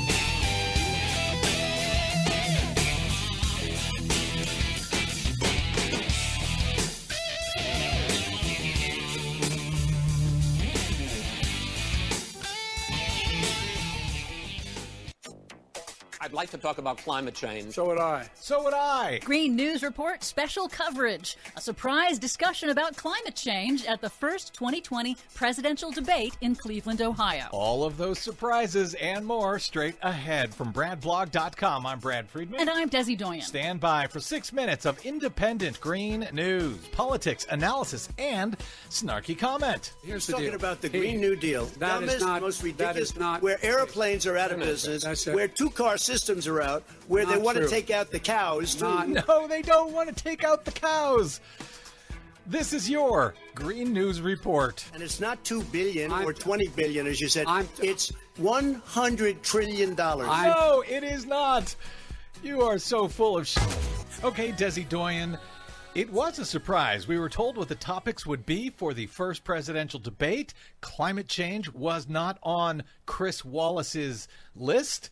But sure enough, it was a nice, long segment on climate change. Yeah, with a record hurricane season and a record deadly wildfire season in the West, costing the U.S. hundreds of billions of dollars in economic losses in just the last month alone. Yeah, climate hawks had criticized debate moderator Chris Wallace for omitting that climate crisis from his official list of topics. And apparently Chris Wallace heard the complaints. Apparently he did. He surprised everyone with an 11-minute discussion on climate change. I believe it was the longest and most substantive on climate ever in a general election presidential debate. I believe you are correct. That's not saying much, of course, but it was still pretty good. But before we turn to the debate, first, keep in mind that climate scientists say humans are responsible for all of the global warming observed since the 1950s. And they say that swift, sustained action will be required over the next 10 years and beyond if we are to have a chance at avoiding the worst impacts of man-made climate change. change. Wallace began by noting the record wildfires in the West, Trump's withdrawal from the Paris Climate Accord, and his rollbacks of President Obama's environmental and climate regulations.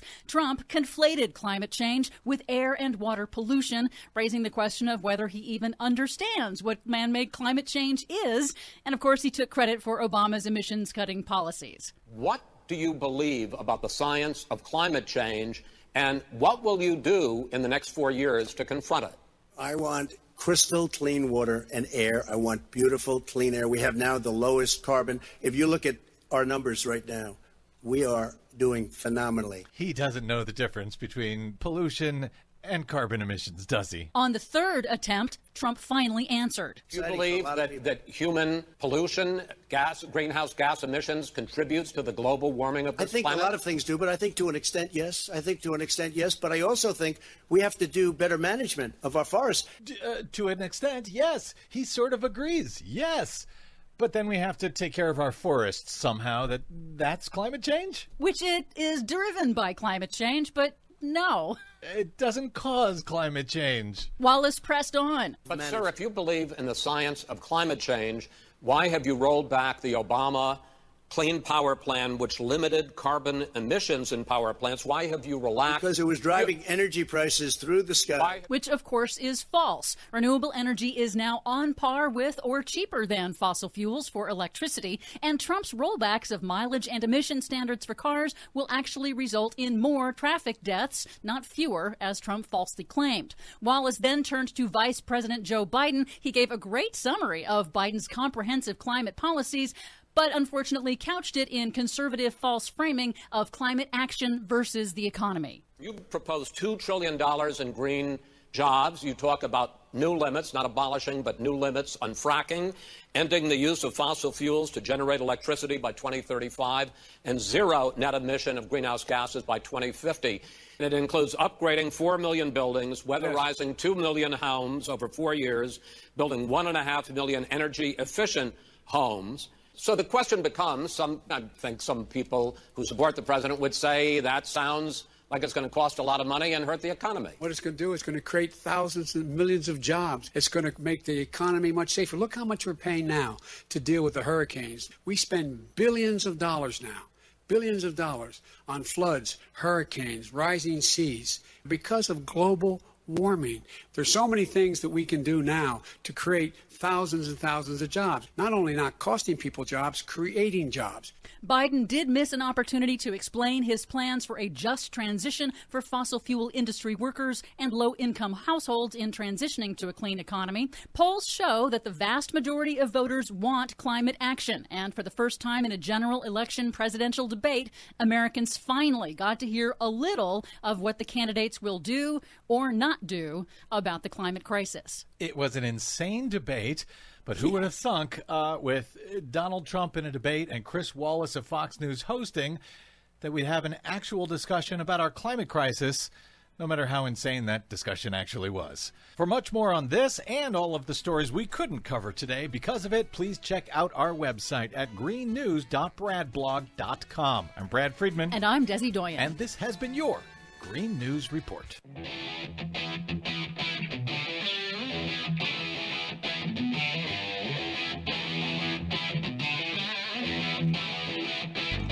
Welcome back to the Rick Smith Show. Now, here is Rick Smith. So everyone's giving credit to Mayor de Blasio in New York City for reopening all of New York City's schools. They're the only big city in the country to do so. They've got something like 480,000 kids who have opted to start the school and do remote only. But they have opened all the buildings. They are trying to do the social distancing. They're trying to do all of the things there. And look, they're getting some credit for it. We'll see how it plays out. I mean, I'm a little leery, but we will see. Anyway, the big debate. I'm actually kind of surprised that the response that I've seen from Trump's failure to denounce white supremacy. I'm kind of surprised about it. And here to share some thoughts on, well, the link between school choice and white supremacy and a lot of the messaging we hear from our political right. I've asked Tom Ulican to come talk with us. He's a teacher, a blogger. His website, tulican.com. Lots of excellent stuff there. Tom, thanks for taking time for us. Hi, Rick. How you doing? I'm good. Did you have a chance to watch the giant dumpster fire the other night? I certainly did. It was less than entertaining. If you wanted to see, an old guy throw a temper tantrum, it was hysterical. Yeah. There's a woman up in Michigan that writes a Teacher in a Strange Land blog, and then she's just saying, we didn't need to cancel all the rest of these because we can't have children seeing this stuff. Yeah, I keep there should come with a disclaimer at the beginning. Take the children away. She was saying, can you imagine that if before that debate you assigned your 8th graders to write something about that debate, their impressions? Do you think teachers would actually do that in this day? I mean, right now? Yes, absolutely. That's the social studies kind of assignment. I sure hope not. I guess, giant S show. That would be my report. And give me an A. Because that's exactly what it was. But here's the thing. I mean, one of the things that came out of the dumpster fire was the fact that Trump didn't denounce white supremacy. And the reality is you've got this white supremacist vein running through our country that's, they're pushing a lot of policy. School choice being right at the heart of it. Because, look, it's about the money for them, I believe. Well, I think that's more than just the money. I think without a doubt it is the money, but school choice, come on, it was invented by the segregationists in the South after the Brown versus Board of Education ruling in 1954. That's when, what's his name, Milton Friedman came up with the idea of vouchers. And it was all about keeping white kids in white-only schools. We don't want any race mixing. So I think that's still a lot of people. It comes down to, I really don't want my kid going to school with those people. Right. And so I think that's part of it. But I think another part of it is I think we have a burgeoning oligarchy in the United States that wants to get rid of democracy. And public school is one of the foundations of democracy. If they can privatize it with school choice, that goes a long ways to undermining democracy. Yeah, what's interesting to me is, you see the charter school movement, which is really kind of at the heart of the choice movement. They're pitching it to the African American communities and to the poverty communities first, because look, most affluent suburbs, they fully fund their public schools and they want to hold on to them and keep the others out, by the way. But, they've sold it to the poor among us as, hey, you're getting something, when in reality, in my view, and you can agree or disagree, they've basically handed them an anchor in the middle of the ocean. Well, there's really a lot of really terrible things involved with the whole charter school movement. Okay, vouchers didn't sell.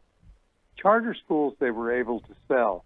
And they were able to market charter schools. And one of the reasons charter schools have done so well is the federal government's put $4 billion into them. And that's a lot of money. And then these giant foundations have, I think it's the Walton Foundation brags about having financed 1/4 of all charter schools that were started in the United States.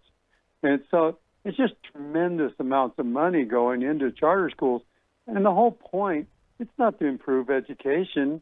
It's to undermine public education. I really think that the whole goal there is to undermine public education, have less taxes, have less public education, have less democracy. Yeah, but we're told, Tom, that this is about competition. We're creating these charter schools to compete, and this is somehow going to make the public schools better because competition always makes things better, Tom. Well, of course, we all know that, but in the reality is charter schools have been a spectacular failure. 1/2 of all charter schools have closed their doors within 15 years.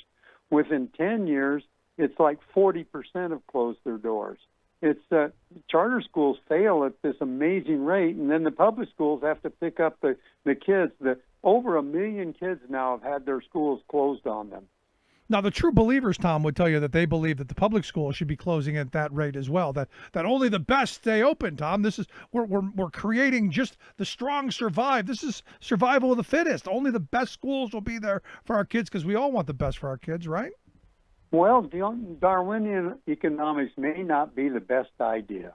I'm just saying. No, I agree with you, but that's the argument they're going to throw back at you, that the competition is going to weed out the weak and only the strong survive. And of course, the problem is what's their metric? Their metric are these phony standardized tests that only measure the economics viability of the family of the kid taking the test.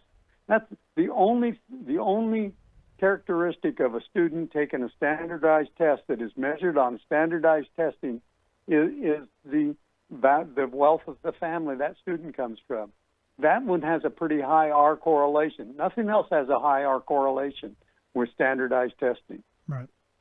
You can't measure teachers. You can't measure students with standardized tests. It just doesn't work. There's ways to evaluate teachers and schools, but standardized tests won't do it. You need a team of people to go in and look at a school for a couple weeks. Yeah, but the thing is then that's actually acknowledging that teaching is a profession worthy of actual subjective thought.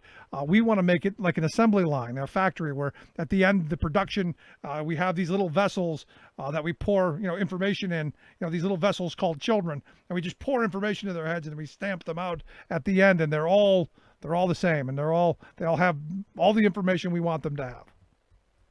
Yeah, and of course that's been a theory of education that was pretty much wiped out in the 19th century. In the 20th century, it was totally done away with. And now we have these people saying, "Oh, we can just put them in front of a computer screen and they can drill them, and then they'll get this information." Well, education is not is not training for some kind of a job practice. Education is training people how to learn. Yeah, I guess that depends on what your view of the common good and what we want out of education. The business class just wants obedient workers who are going to show up, do the job, know just enough to do that, and never question why, not want better conditions, not organize and fight for better wages, hours, and conditions. None of that stuff. Just show up, do the job, and shut up. Well, that's one of the main reasons why you have in minority and poor communities lots of charter schools, because that's what they want to do. They want their kids to go to some high-priced private school where they get quality education and creative thought, learning how to be creative. That's what I want for my kids, Tom. Yeah, and they're going to be the leaders of society. And your kids, we're going to teach them a job, No, I see. This is the thing this is what they're selling. What you just laid out is what they're selling. Your kids are going to go to an exclusive school, and you're going to have this image of, it's where Barack Obama or Donald Trump send their kids. They're going to have small class sizes, and they're going to, experiential learning. They're going to get their hands on stuff. It's going to be great. And yet what you get is, curriculum owned by XYZ Corporation that you pay, millions of dollars for and stamp on standardized tests. And then the kids who can't keep up or have behavioral problems, we just chuck them out. Right. That's it. And, there's kind of an interesting thing. This process really started all the way back in the late 60s, early 70s with the student unrest. A bunch of people started really worrying that we were educating too much. We were teaching too much. And the Trilateral Commission, if you remember them, that was David Rockefeller's group. Zbigniew Brzezinski, whose little girl is now on MSNBC every morning, wrote a report where they basically said, they literally said, that we are educating too many people. We just it's a weird thing. Yeah, no, and the thing is, some of the quotes I remember back from, the late 1800s, where you would have rich people saying, well, I've seen people, spoiled for work. We can't educate them too much, or they won't show up and do our crummy jobs. And this is kind of where we are as a country, because you hear people all the time, and I think as a society we're angry because we're not living the American dream that our parents or grandparents' generation were able to. One income doesn't support a family anymore. You can't retire with the security of a defined benefit pension and the security of health like our grandparents did and our parents did. Things are getting back to the good old days of the 1880s and 1890s. And yeah, I think it's the new Gilded Era. Exactly. And it's worse. It's bigger. This whole coronavirus era that we're in, it's unbelievable how much money billionaires are making while everybody else is suffering. Yeah. Billionaires are all doing great. Yeah, How's it's that almost possible? our heavy 600, our 600 billionaires. Last I saw, their combined growth of wealth from the beginning of the pandemic through the middle of June was almost $1 trillion. So just those 600 people. Yeah, it's just unbelievable. And they've rigged this. They came in with which was basically a pre-Civil War ideology about all taxes are bad. That was something that the plantation owners used to preach around the South, that all taxes are bad because they owned everything, so of course taxes were bad, and they had to pay them. And that ideology is Grover Goldquist or Grover Norquist.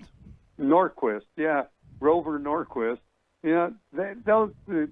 All taxes are bad ideology. Well, all taxes aren't bad, and one of the things, especially taxes on very wealthy people, aren't bad because they're grabbing all the wealth. Yep.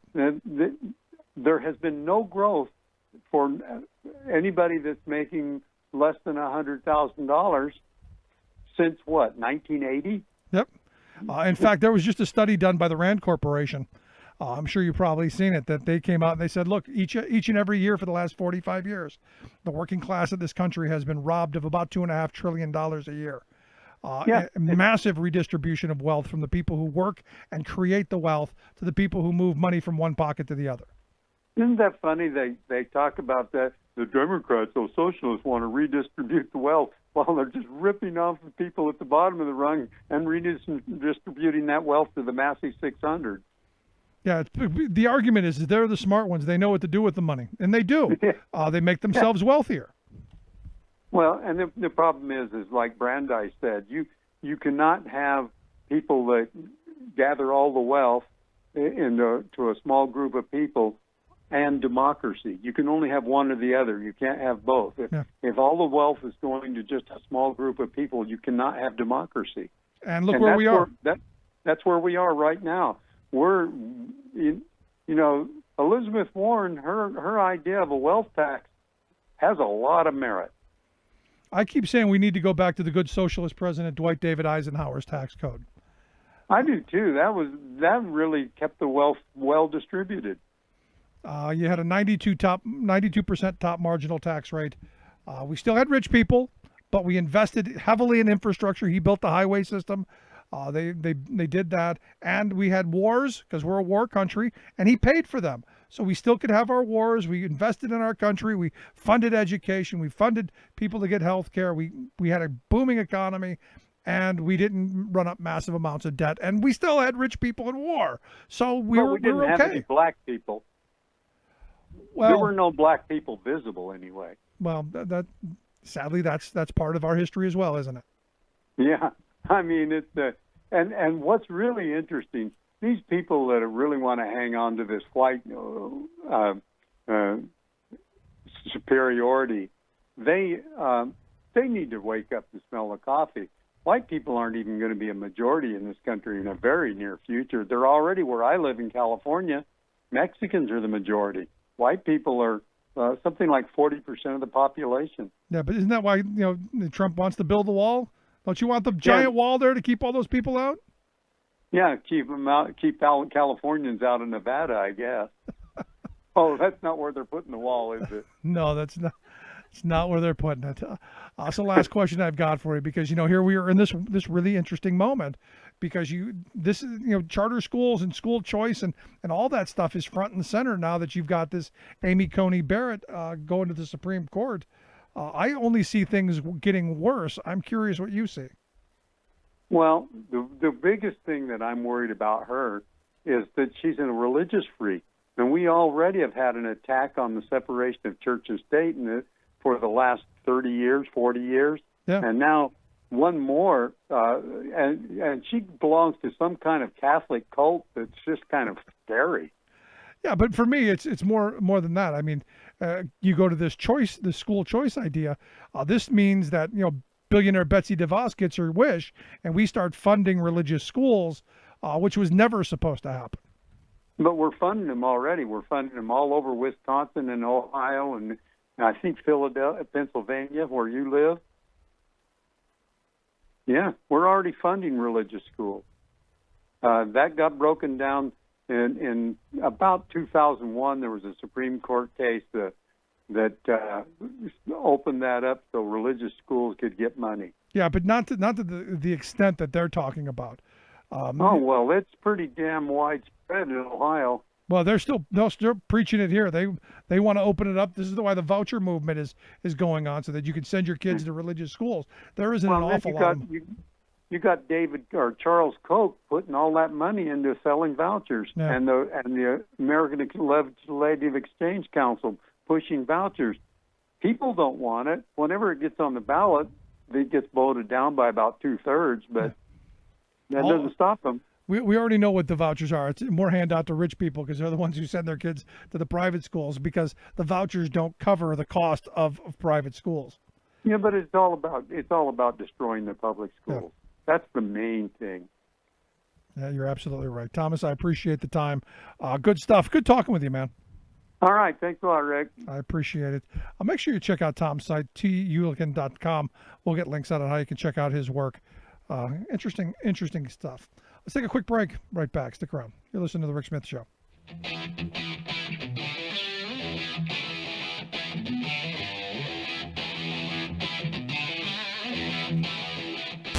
Saving work in America, one show at a time. The Rick Smith Show.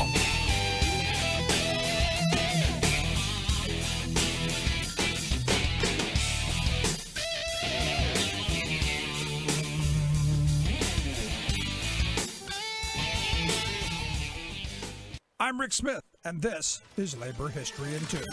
On this day in labor history, the year was 1851. That was the day that William Henry, a black cooper or barrel maker who went by the name of Jerry, was arrested in Syracuse, New York. He was first told that he was being arrested for theft, but then he learned that federal marshals had arrested him for violating the Fugitive Slave Act passed the year before. Jerry had escaped slavery in Missouri. The Anti-Slavery Liberty Party was holding its convention in a nearby church. When word came about Jerry's arrest, a crowd rushed to release him. Once released, he was quickly recaptured and returned to custody. But then a large crowd, numbering more than 2,000, gathered to free Jerry from the office where he was being held. According to research done by the Syracuse University Library, the first person into the office was J.M. Clapp, an ironworker likely chosen for his brawn. The crowd was able to free Jerry and hide him until he could escape into Canada.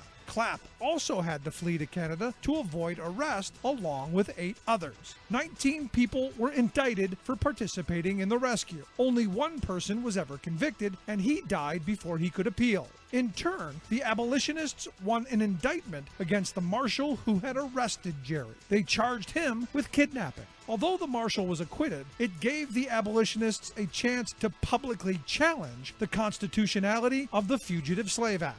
Each year until 1858, a Jerry Rescue celebration commemorated the event. Abolitionists referred to the, quote, Jerry level as a standard for justice. In 2001, a monument to the rescue was dedicated in Clinton Square in downtown Syracuse. Labor History in 2 brought to you by the Illinois Labor History Society and The Rick Smith Show. For more information, go to laborhistoryin2.com.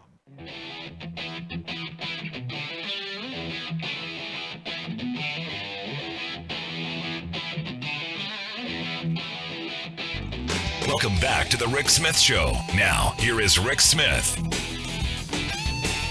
So I love this story. Our narcissist in chief, he's demanding that a one-page letter from Trump with his signature be placed in every food aid box that food banks hand out. Think about this for a second. All the food banks across the country are helping families in need. But in order to get your food box, you got to get past that piece of paper with Trump's big obnoxious signature on it so that you know the crummy surplus stuff that's in the box came from Donald Trump. What I found, and now look, am I surprised that our narcissist in chief wants this? No, I'm not surprised about it at all. In fact, I would be surprised if he didn't want it. What did kind of surprise me is that it's not only in English, but also in Spanish. And maybe it's just me that caught me funny, because isn't he the guy who's wanting to throw everybody out? Isn't he one of the speak English people? Isn't that his crowd? Isn't that the, speak one, press 1 for English, press 2 to get out? Isn't that his crowd? So I just thought it was funny. Now what's going on is a lot of the people who run food banks are going, no, we're not going to do that. Which is, actually calling into some question of, will they continue to get aid? Do you think as narcissistic and as petulant as Trump is, that he will allow this to stand? And do you start thinking maybe it draws down to the point where he starts saying no more aid for those people? I'm waiting for that story to come next. I really am. It's that scary. And finally, profiles in courage. Susan Collins losing in Maine. Joni Ernst, getting crushed in Maine. Or in Iowa. Cory Gardner not doing well in Colorado. Martha McSally gonna lose in Arizona. And Dan Sullivan in Alaska, don't know. Along with Lisa Murkowski, they voted in favor. And this is again one of these moments. They voted with all of the Democrats on a final vote on a motion to block Donald Trump and the administration from supporting the lawsuit against the Affordable Care Act. What this means is that you had Collins, Ernst, Gardner, McSally, Sullivan, Murkowski, 6 Republicans say that they support the Affordable Care Act. This is huge. Now, obviously, the motion did not pass. It didn't meet the 60-vote cloture rule. But still, 51 votes moved in the Senate to condemn this administration moving to take health care away from millions of people. Now, obviously, you've got Collins and Ernst and Gardner and McSally and Sullivan who are in tight races. I expect, 4 of the 5 of those to go to Democrats. Of the other competitive races, you got Steve Daines in Montana, Tom Tillis in North Carolina, and David Perdue in Georgia.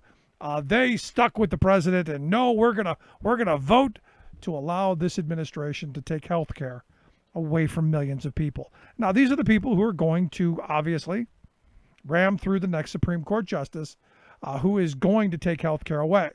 So as I'm looking at this, and I'm looking at Collins and Murkowski and Ernst and Gardner and McSally and Sullivan and Murkowski, and Murkowski's already said she's not going to vote to seat the next justice. Can we get a number of them to go over? Can we get 4 of them to go over? Can we get people to say no? We're not going to seat her and allow the Affordable Care Act to be taken away because, look, this motion, this procedural motion, doesn't mean anything. In fact, they did it because they can go back home and say, no, I stood up to the administration, and no, I'm not going to let them take the ACA away. I stood up for you, knowing that this vote didn't matter, wasn't going to do anything, and even if they did push a resolution to do it, wasn't going to stop it. But it's and give Schumer credit, he made them get on the record.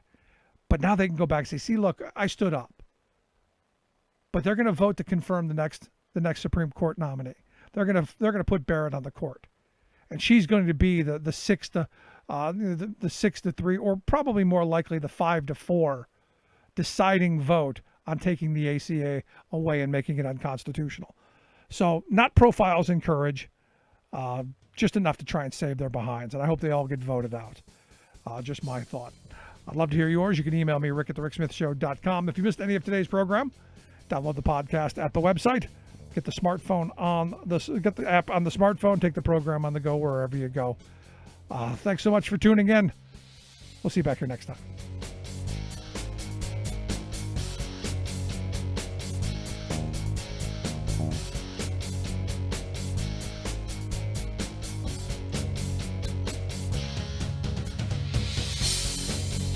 You've been listening to The Rick Smith Show.